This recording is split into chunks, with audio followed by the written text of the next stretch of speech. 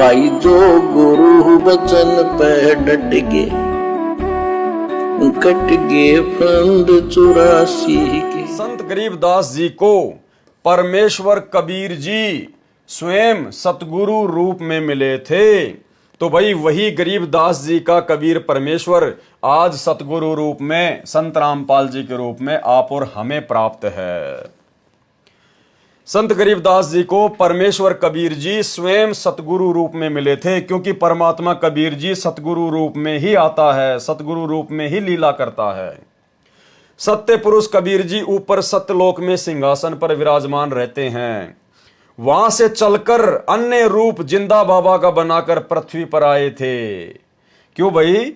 गरीबदास जी के पास में भी अपना कोई दास भेज देता।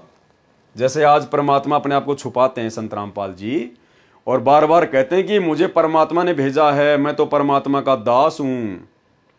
तो भाई वो परमात्मा गरीबदास जी के पास भी अपना कोई दास भेज देता, अपना कोई प्रतिनिधि भेज देता।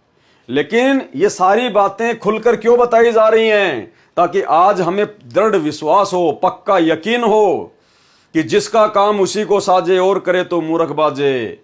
ये कोई किसी को कोई चपड़ासी वपड़ासी की नौकरी लगाने का काम नहीं है।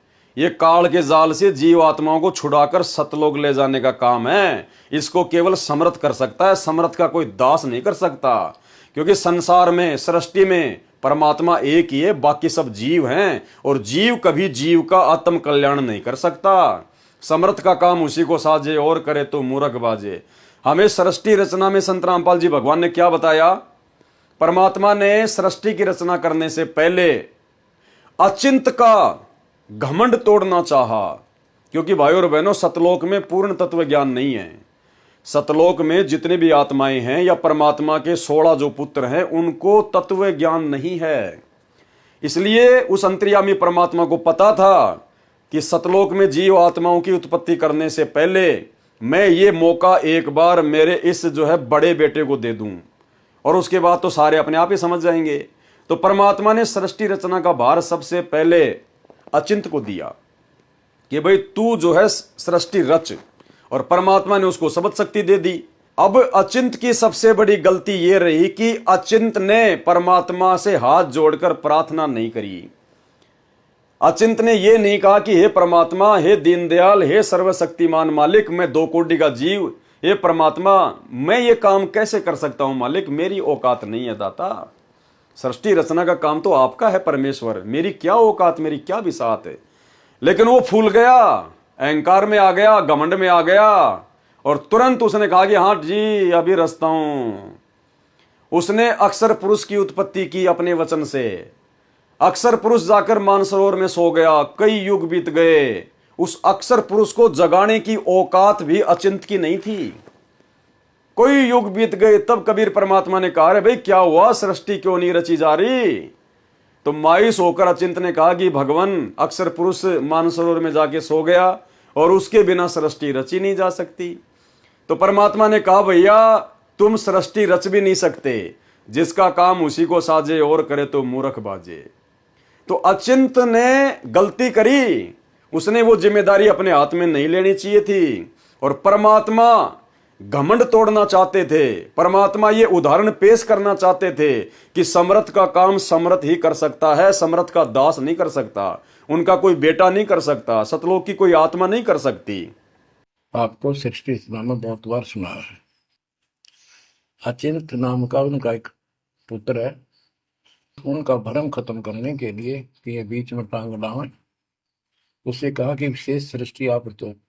अचिंत ने अपनी सबद शक्ति से एक व्यक्ति उत्पन्न किया, लड़का नौजवान, वो अक्षर पुरुष का लाया।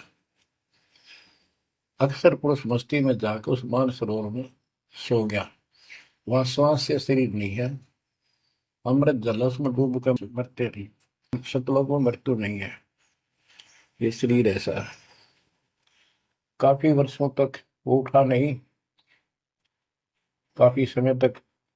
तब अचिंत ने परमात्मा से अर्ज लगाई कि अक्षर पुरुष निंद्रा में है, सृष्टि रची नहीं जा सकती, कृपा उसे जगाओ।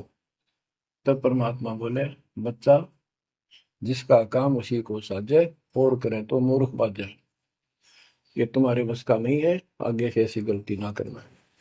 हाथ जोड़े, माफी मांगी कि प्रभु गलती नहीं होगी, हमें अपने औकात का पता चल गया। इसलिए भाइयों और बहनों, आज हमारे दिलो दिमाग से ये बात निकल जानी चाहिए कि संत रामपाल जी के रूप में कोई कबीर परमात्मा का दास आया होगा या कोई कबीर परमात्मा का प्रतिनिधि आया होगा। स्वयं समर्थ ही इस काल के लोक से आत्माओं को छुड़वा कर लेकर जा सकता है। वो काल जिसने ब्रह्मा विष्णु महेश की भी घंटी बजा रखी है, फिर कैसे कोई आत्मा यहां से आत्मा को निकाल के ले जाएगी? तो स्वयं कबीर परमात्मा धरती पर है, ये बात भूलने की गलती ना करना। तो क्या कह रहे हैं परमेश्वर? संत गरीबदास जी को परमेश्वर कबीर जी स्वयं सतगुरु रूप में मिले थे, स्वयं मिले थे, कोई दास नहीं आया था। सत्य पुरुष कबीर जी ऊपर सतलोक में सिंहासन पर विराजमान रहते हैं, वहां से चलकर आते हैं परमात्मा। गोता मारूं सुरग में, जा बैठूं पाताल, गरीबदास ढूंढता फिरूं अपने हीरे मोती लाल। और परमेश्वर कहते हैं, पहुंचूंगा क्षण एक में जन अपने के काज, हिरणा कुश उदर उदारिया, नरसिंह जूं धर लूं साज। वहां से चलकर अन्य रूप जिंदा बाबा का बनाकर पृथ्वी पर आए थे, सत्य लोक से उतर कर आए थे, सत्य लोक से गति करके आए थे, उतर के आए थे, कोई दास नहीं भेजा। संत गरीबदास जी ने कहा कि सतगुरु ही इस कलयुग में नाम के दाता हैं। वे प्राण उदाहरण अर्थात जीवों का कल्याण करने के लिए ऊपर सतलोक से उतरे थे। सतगुरु दीन दयाल हैं, अनमोल नाम का दान करते हैं, तथा यम किंकर काल के दूतों ने जो जीव को रोके रखने के लिए कर्म जाल फैला रखा है, उसको सतगुरु तोड़ देते हैं। कौन तोड़ता है? सतगुरु। एक छोटा सा सत्संग मात्र 30 सेकंड का सतगुरु रामपाल जी परमेश्वर जी का, जिसमें गुरुदेव कह रहे हैं कि अगर सतगुरु ना आवे, अगर गुरु ना हो सच्चा तत्वदर्शी, तो ये काल तुम आत्माओं को रास्ता नहीं देगा। तो भाई सतगुरु कौन हुआ फिर, जो काल से रास्ता निकलवा कर सतलोक लेकर जाएगा? स्वयं कबीर परमात्मा। पुण्यात्माओं, ये ज्ञान परमात्मा स्वयं आकर ही हमें बताते हैं। और यदि वो परमात्मा स्वयं आकर के अपना ज्ञान प्रचार ना करे, तो ये काल हमें कोई रास्ता नहीं देता। भाई जो गुरु बचन पे डट गए, कट गए फंद 84 के, कट गए फंद 84 के, कट गए फंद 84 के।